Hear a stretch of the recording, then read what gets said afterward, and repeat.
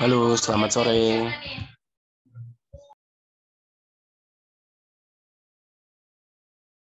Sore, Pak.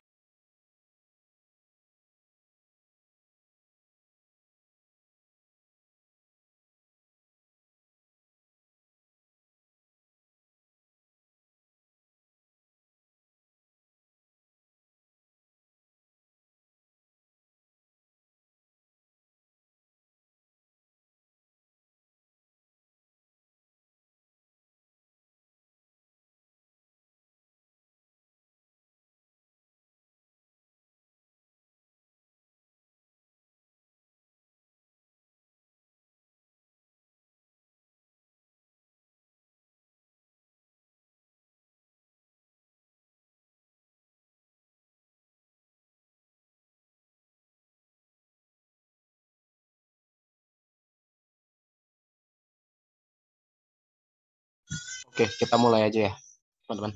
Assalamualaikum warahmatullahi wabarakatuh. Jadi kita masuk ke pertemuan selanjutnya, itu kita akan bahas tentang variabel.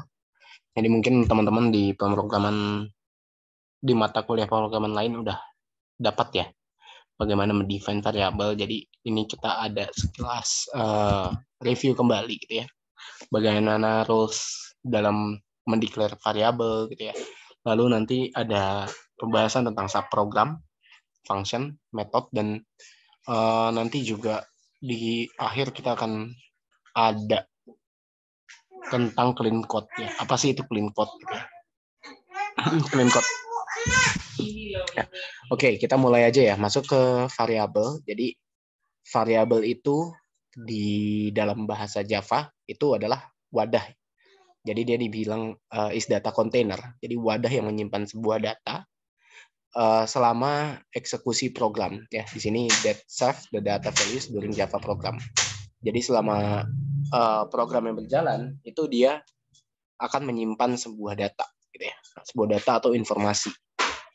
Nah, jadi nanti di rules declare variable ya, seharusnya variabel itu menandakan nama dari informasi tersebut gitu. Jangan sampai karena kita yang nge-develop kita bebas aja gitu ngasih nama variabel. Bahkan di beberapa perusahaan itu biasanya dia punya guideline dalam kita menulis variabel, di mana guideline-nya itu ya jadi satu semacam playbook gitu dalam pengembangan gitu.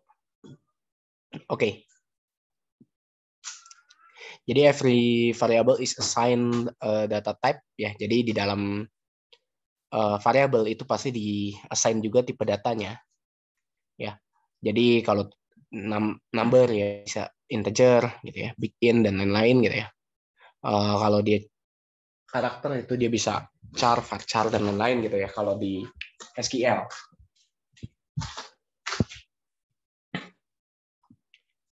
Oke. Jadi di sini dijelaskan bahwa the value stored in variable can be changed during program execution. Jadi tergantung apa yang kita assign di dalam program kita gitu ya.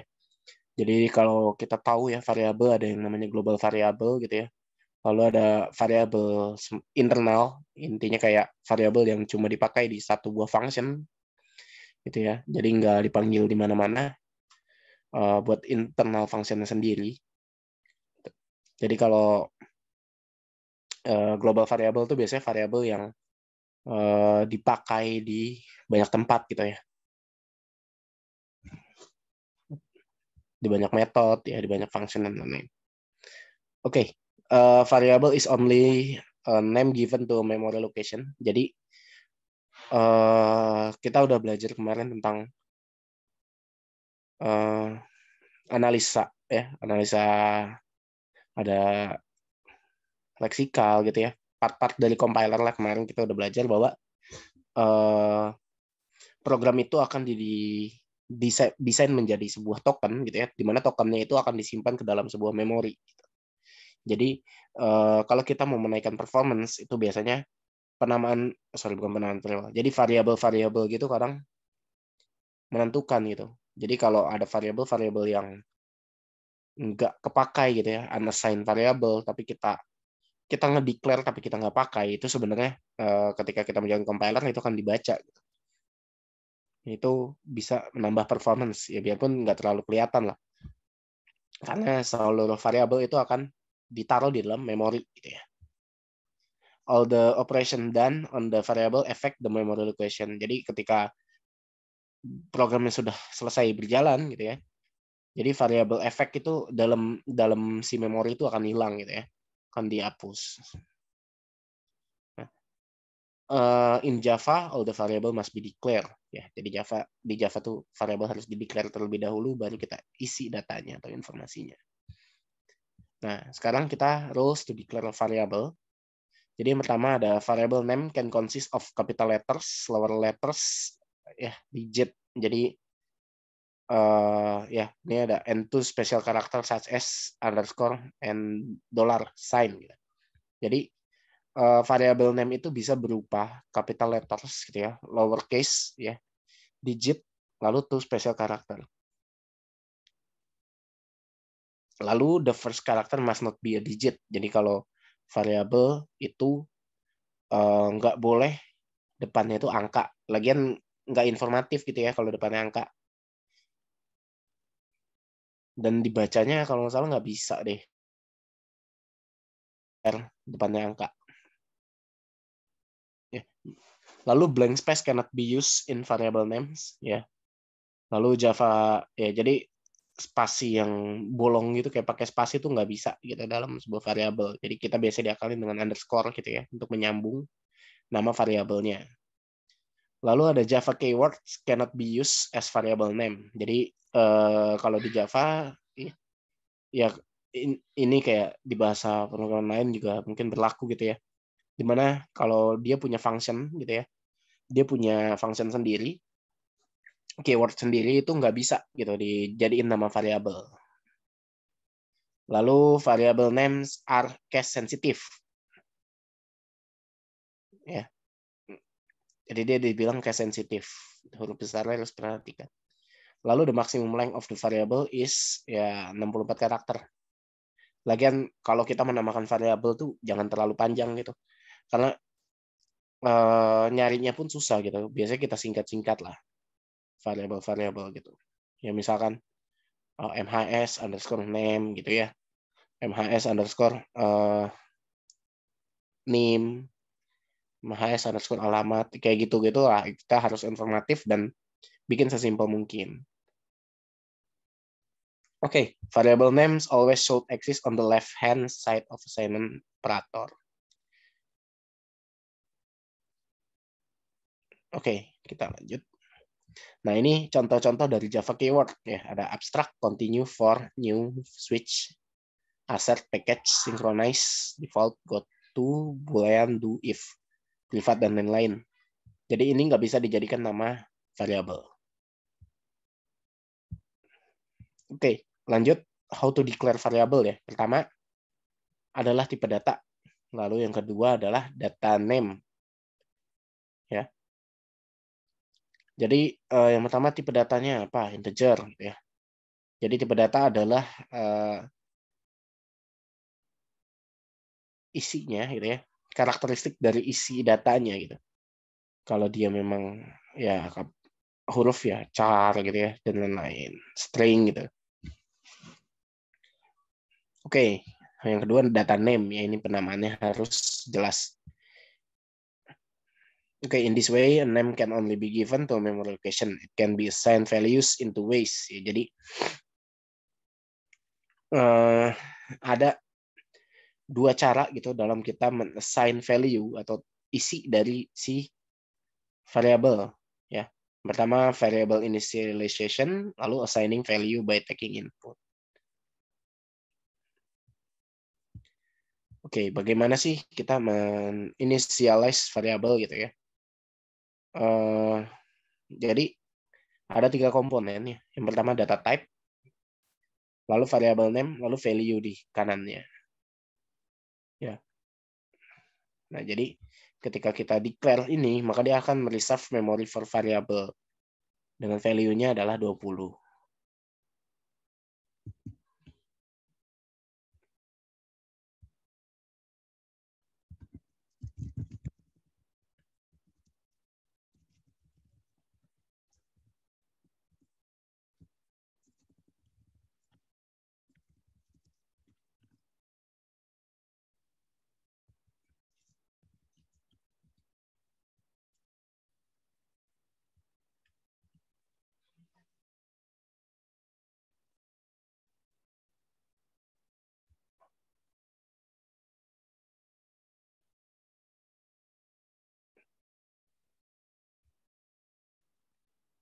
Oke, jadi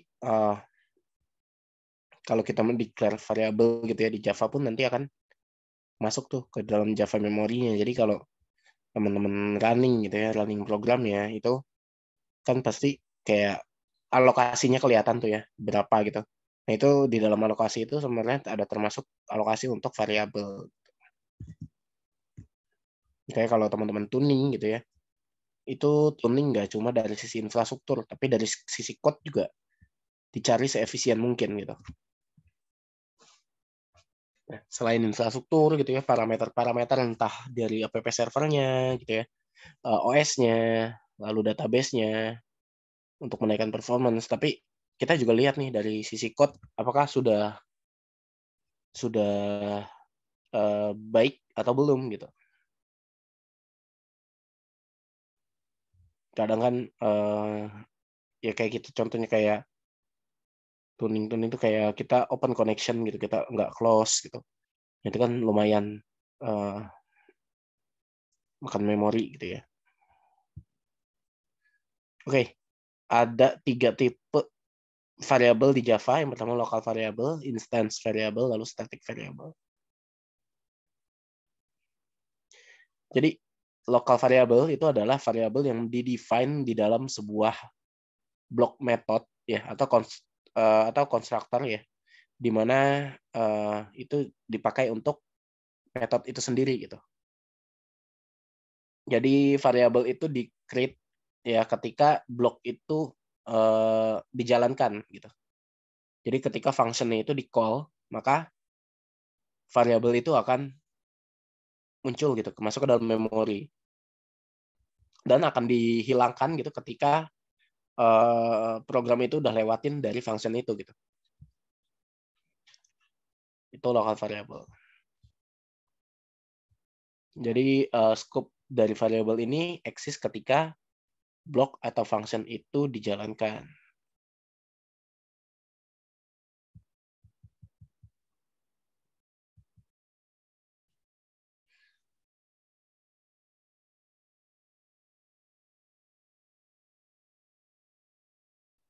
Nah, jadi kalau local variable juga sifat statis ya isinya.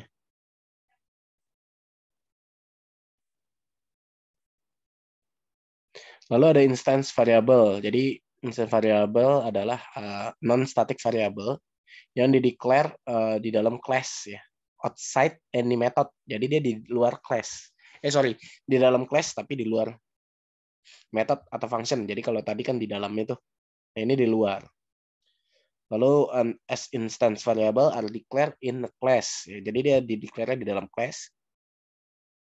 Jadi variabel ini akan terbuat gitu ketika objek dari class itu dijalankan. Gitu.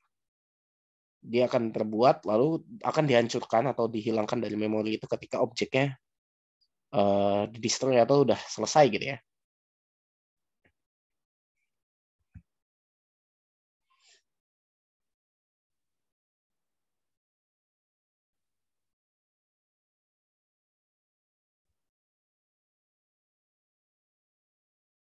Oke, yang terakhir adalah static variable. Nah ini variabel yang dapat dipanggil di mana aja yang sifatnya memang benar-benar statik gitu ya, kayak connection string gitu atau tanggal hari ini gitu ya, mungkin kita simpen gitu ya di dalam satu variabel di mana nantinya di call gitu ya, seperti itu. Oke, lanjut ke subprogram. Jadi subprogram adalah program ya inside any larger program that can be reused any number of times. Jadi subprogram itu adalah program di mana program itu ada di dalam part of dari program besaran ya, gitu ya. Di mana subprogram itu dapat digunakan kembali gitu. Jadi bagian-bagian kecil dari program yang besar gitu.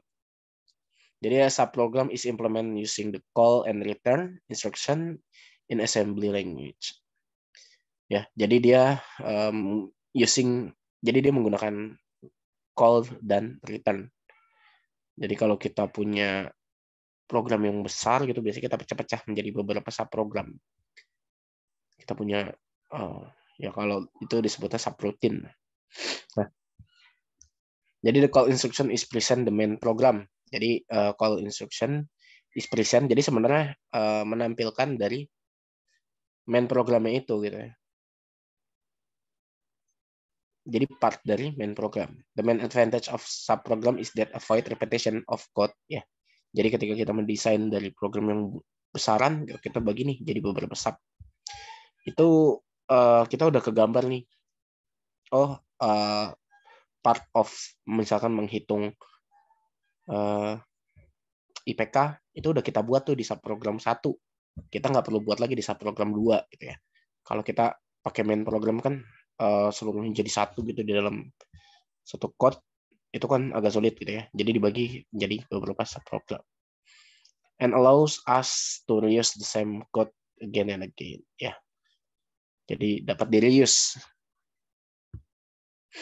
Oke, ini bagiannya. Jadi kayak main program dibagi menjadi 3.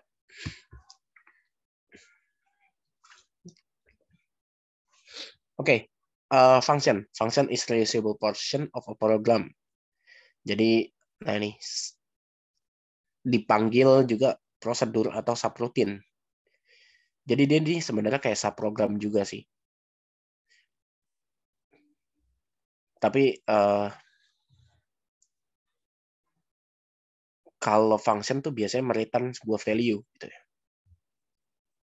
Jadi dipakai untuk sifatnya aritmatik gitu ya, perhitungan itu biasanya menggunakan function. Can take in a special input argumen. Jadi kita bisa taruh parameter gitu ya. Parameter yang dikirim oleh orang atau oleh program yang nge-call gitu. Itu kita bisa pasang argumen. Nah, ini can produce an answer value. Jadi dia mereturn sebuah value. Itu function. Similar to the idea of function is in mathematics. Ya contohnya ini part of aritmatika lah, perhitungan gitu. Gimana mereturn. Oke, why write and use function? Yang pertama, divide and conquer ya.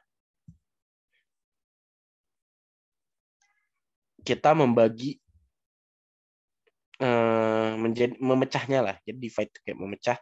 Can breaking up program and algorithm into smaller, more manageable piece. Jadi kita benar-benar bisa melakukan lebih gampang di manage lah.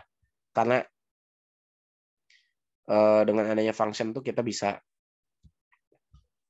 tahu nih mana yang harus diubah gitu partnya. Bahkan terkadang ya jadi nggak nyenggol function lain gitu.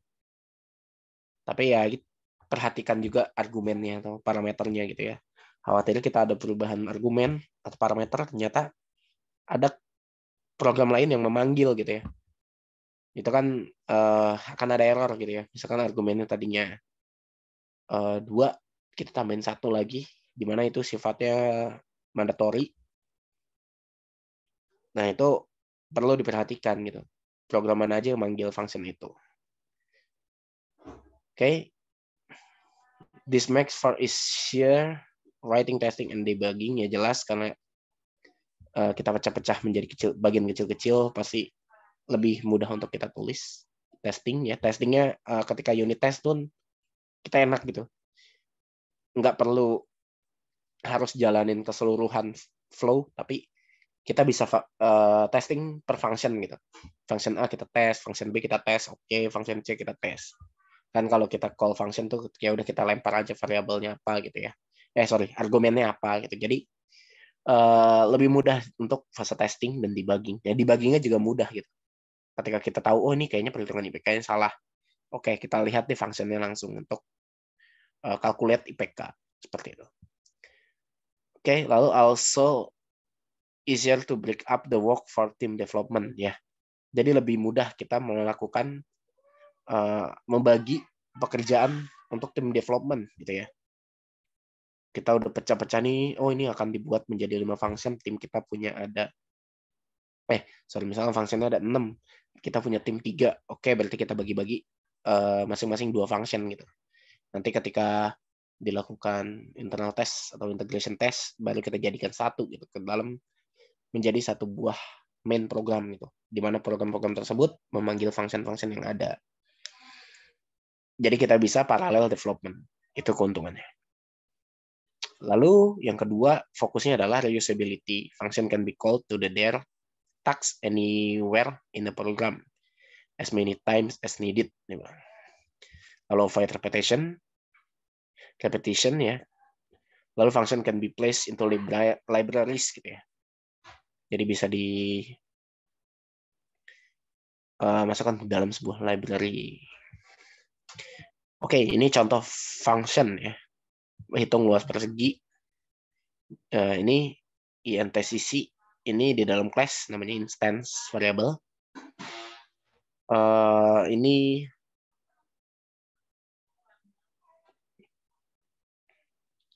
functionnya gitu ya. Hitung luas persegi, lalu di main-nya, ganti. Di main-nya kita panggil gitu ya. Kita mendeklar sebuah objek dulu nih. Contoh fungsi, new contoh fungsi. Gitu. Lalu kita system out print ln, kita panggil functionnya gitu ya. Kan udah kita define objek f gitu ya untuk class contoh fungsi ya. Lalu f dot hitung luas persegi. Maka akan tampil kalau kita lempar 10 ya di sininya 10, maka akan tampil 100 karena sisi kali sisi. Ya, jadi di sini kalau kita lihat dia mereturn sebuah value. Di sini ada return luas. Itu function. Oke, selanjutnya adalah method ya. Method di Java itu adalah group of statement. Jadi ya mirip subprogram tadi, tapi ini tuh mirip subprogram itu ada function, ada prosedur gitu ya. Jadi kalau method itu fokusnya adalah bukan ke semacam kayak aritmatika gitu, tapi dia benar-benar sebenarnya program yang menjalankan tanpa mereturn value gitu. Jadi dia group of statement. Ya di sini ada algoritma gitu, ada proses yang dijalankan di situ gitu ya. Kita menggrouping sesuai dengan requirement. Jadi untuk perform some productive task. In Java, there are inbuilt method provide that can be used while Java programming. We can write our own method as well for implementing any particular logic. Nah, ini ada we have already seen main method. Ya. Ini adalah entry point untuk Java program. Jadi ketika JVM call dijalankan, itu pasti akan defaultnya akan ke main. Gitu ya. Ini sebenarnya metode main ini, metode bawaan dari si Java. Oke, prosedur atau method. We can write two types of method in Java. Simple method, no parameter ya, nggak ada parameter. Lalu parameterized method. Jadi ada argumen gitu ya, ada parameter yang dilempar. Oke, jadi bedanya kalau metode itu tadi dia nggak mereturn value, tapi dia adalah menjalankan sebuah statement, di mana statementnya itu untuk sesuai requirement-nya, untuk mendukung dari tujuan program yang dibangun gitu. Jadi dia nggak mereturn value. Ada dua, yang pertama pakai no parameter, yang kedua pakai parameter. Oke. Nah, ini clean code. Clean code, apa sih clean code gitu ya? Jadi any fool can write code that a computer can understand. Kalau kata Martin Fowler tuh, semuanya itu bisa menulis code yang komputer mengerti, tapi belum tentu dapat menulis code yang manusia mengerti. Ya. Jadi kita yang mikirin yang penting logika dapat gitu. Tapi kita nggak mikirin bagaimana tim kita paham dengan coding kita gitu ya. Karena apa? Karena ketika nanti ada bugs, itu kan belum tentu kita yang handle gitu ya. Jadi orang pun susah gitu ngelihatnya. Dari yang algoritmanya acak-acakan gitu ya, lompat-lompat, itu kan sulit. Makanya clean code ini penting gitu. Kayak penamaan variabel gitu. Jadi basicnya clean code itu adalah easy to understand and easy to change. Artinya tujuan dari clean code adalah dapat mudah dimengerti dan dapat mudah diubah. Ya. Karena ketika kita melihat code, kan kita pasti harus mengerti ya, atau kita sebut kemarin semantik gitu ya. Kita harus dapat mengerti dari makna dari program ya. Kalau programnya sulit gitu ya, dan acak-acakan algoritma itu pasti kita susah gitu untuk mengerti programnya gitu ya.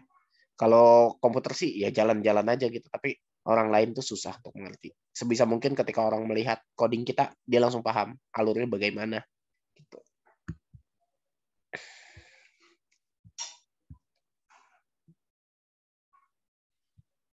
Oke, why clean code? If the code is not clean to begin with, it's going to be much more difficult to maintain, update, or extend. Ya, jadi ketika code kita tidak bersih gitu ya, ketika ya memang kadang di awal tuh kita suka tiban gitu ya, sehingga nantinya ke depannya akan susah gitu untuk kita lakukan maintain, update, dan extend. Akhirnya nanti kita akan buat baru gitu ya. Nah ini sering terjadi gitu, daripada kita melakukan perubahan gitu ya, melakukan perubahan yang existing karena saking sulitnya kita mengerti, ya udah kita buat baru aja dengan tujuan yang sama gitu ya, dengan requirement yang sama. Itu sering terjadi gitu ya. Saya juga pernah sih kayak mengalami hal serupa gitu ya. Oke, a lot of developer tuh mungkin berpikir kayak my code is working well gitu ya, ketika di debug nggak ada masalah gitu ya, dan my kliennya happy gitu. Jadi ngapain mentingin soal clean code? Nah, itu yang bahaya gitu ya. Karena sebenarnya clean code itu ada tujuannya juga gitu. Tujuan dengan clean code pasti kita akan mikirin bagaimana efisiensi. Artinya code kita benar-benar efisien, secara performance bagus gitu ya. Itu clean code juga tujuannya sebenarnya itu. Nggak cuma orang mengerti. Nah ini bahaya gitu. Yang penting jalan aja kan, orang mikir gitu ya. Lolos testing udah. Clean code itu penting. Kelihatannya mudah, tapi ketika kita terjun itu sulit dilakukan. Karena kan masing-masing orang kepalanya beda ya, pemikirannya beda. Gitu. Sekalipun kita udah bikin guideline, kadang guideline-nya nggak diikutin gitu. Apalagi developer tuh kadang males gitu untuk yang sifatnya adalah textbook gitu. Oke, how clean code. Yang pertama, nama variabelnya bersifat deskriptif. Nah ini tergantung kebutuhan dari masing-masing tim. Mau diaturnya sedemikian rupa itu bebas, nggak ada acuan. Nama variabel yang mudah dicari. Oke. Fungsi hanya memiliki satu tujuan dan seminimal mungkin. Lalu nama dan isi fungsi harus sesuai dengan apa yang dilakukan. Penamaan fungsi yang deskriptif dan mudah. Argumen tidak terlalu banyak pada suatu fungsi. Nah ini contoh. Kita punya dua contoh gitu ya di kiri dan kanan. Yang kiri dia mendefine date. Nah ini date now, tanggal hari ini, dia dengan tulisnya X time gitu ya. Oke, kalau kita lihat kan X time apaan ini X-nya maksudnya? Kamu pasti nggak ngerti gitu ya. Ini tujuannya apa sih gitu. X time ini misalkan udah dipakai di beberapa program gitu ya, di call untuk menampilkan tanggal hari ini. Kan orang bingung gitu ya, X time ini apa gitu ya. Pasti harus cari lagi ke tempat di mana kita melakukan initialize data atau isinya gitu, value-nya. Itu text time gitu. Nah, yang baik adalah kita mendefine current date gitu ya. Kan informasinya jelas current date. Tanpa kita tahu atau kita tanpa kita lihat cari initialize variabelnya, kita udah tahu bahwa ini tuh menampilkan tanggal hari ini. Nah, seperti itu. Oke. Yang bawah. Ini kita mendefine balikan gitu ya. Balikannya itu adalah bentuknya JSON gitu. Data mahasiswa. Kita mendefine cuma result gitu ya. Di dalam ya ketika kita call gitu. Lalu result result-nya cuma tulisannya result gitu. Terus nanti result ini dipakai ya. Dipakai di looping gitu. Ini kita bingung gitu. Result-nya apa sih? Nah, yang baik adalah kita jelasin gitu ya. Result JSON mahasiswa. Jadi kita tahu oh ini tuh result untuk mahasiswa dengan bentuk JSON. Seperti itu.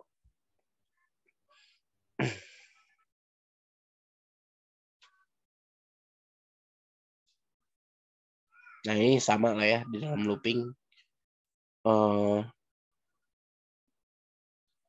Yang atas nggak informatif, yang bawah lebih informatif. Oke, bagaimana kita menerapkan clean code? Yang pertama, write good documentation. Jadi, follow code so that future developers understand what your code is doing and why. Gitu ya. Artinya, kita harus membuat dokumentasi. Emang malas gitu ya, tapi sebisa mungkin bikin gitu ya.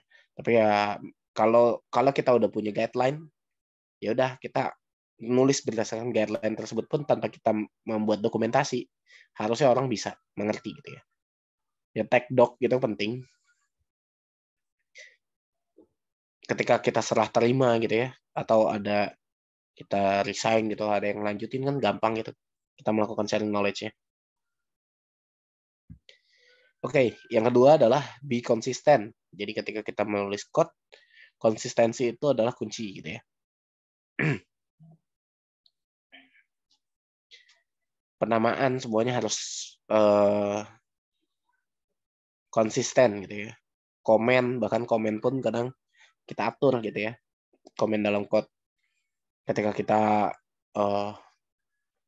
push gitu ke Git, itu juga kan kita kasih komen gitu juga harus informatif gitu ya. Nggak seenaknya. Oke, yang terakhir adalah melakukan enkapsulasi dan modularisasi. Jadi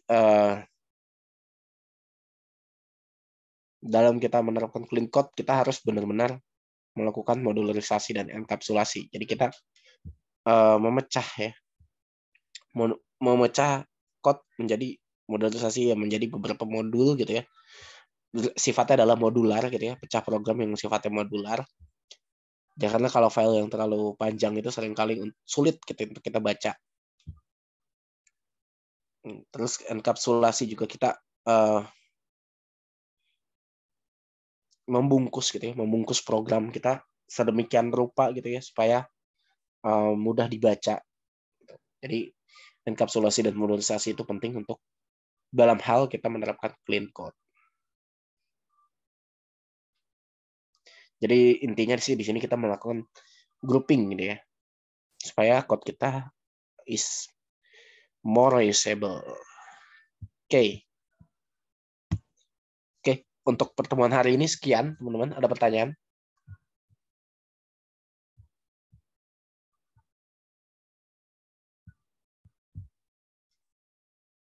Kalau nggak ada, kita akhiri ya. Untuk pertemuan hari ini, kita ketemu lagi di hari Selasa. Terima kasih, teman-teman. Selamat malam. Assalamualaikum warahmatullahi wabarakatuh.